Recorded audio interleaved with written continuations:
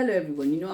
I've been thinking about time, and I just wanted to share a story with you. So these are conversations with the church gossip, and like I said, church and gossip, the two don't go together in the same sentence.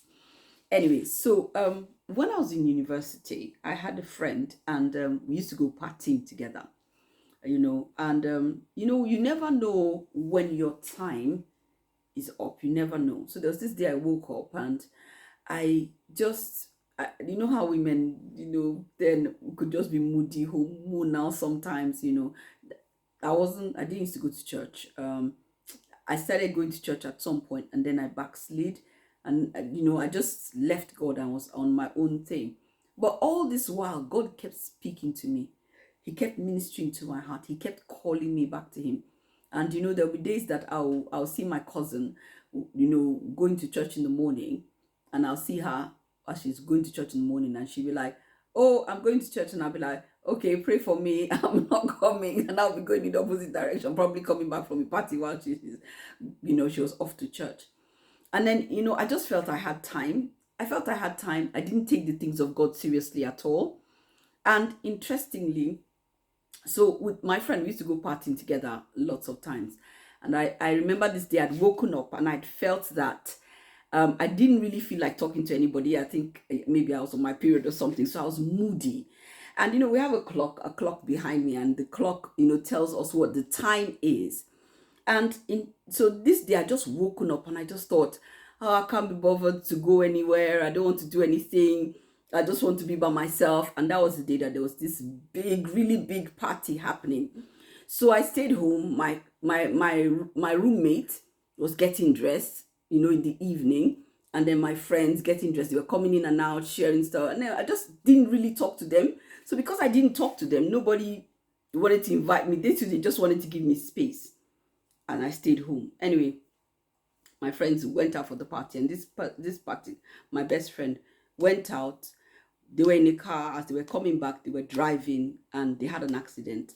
My friend ended up in coma for 12 days and then she died. I have regrets because I knew about God. But at that point I was playing around. I was fooling around with my life.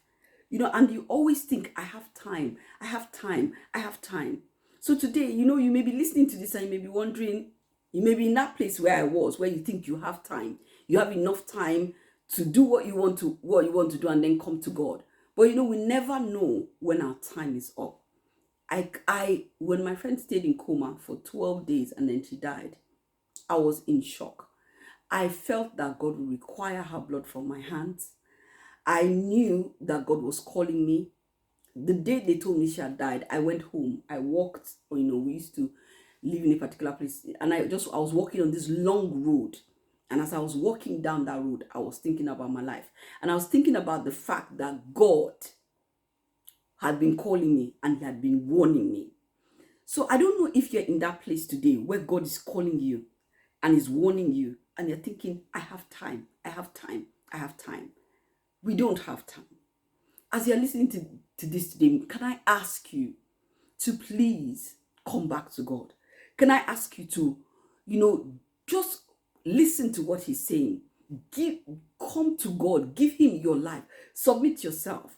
All this while, I've now looked back at my life, and all that time I thought I was having fun, I was enjoying myself, I was taking my time. Do you know what?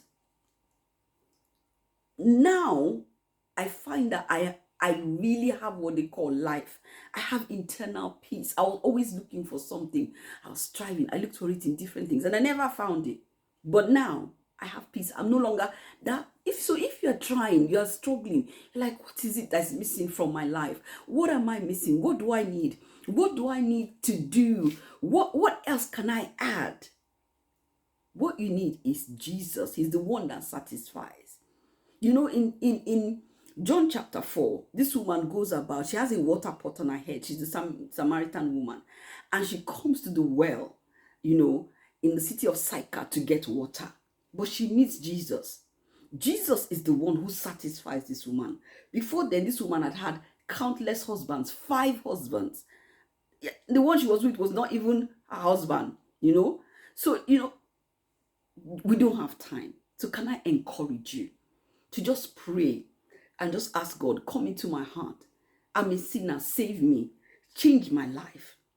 God, draw me to yourself, change my life, fill me with your Holy Spirit. Jesus, come into my Lord, be my master, and change my life, and let me serve you all the days of my life. When you do this, I promise you, that void, that emptiness, that hunger, that longing, that desire to fill that space, that void. That person that you've been looking for to love you, to love you, to love you. I used to sit down and I used to cry, listen to Mariah Carey, Luther Vandross, their music, not because the music was bad, but because I was always looking for some love. I found out that nobody can satisfy you like Jesus. It is only Jesus that satisfies. He's the one that fills you. He's the one that gives you so much love that overflows from your heart to the lives of others. So let me just encourage you. Come to him today. Love on him. And just forget all the lies of the devil. And taste and see that the Lord is good. God bless you. This is Nando Williams, Conversations with the Church Gossip. God bless you.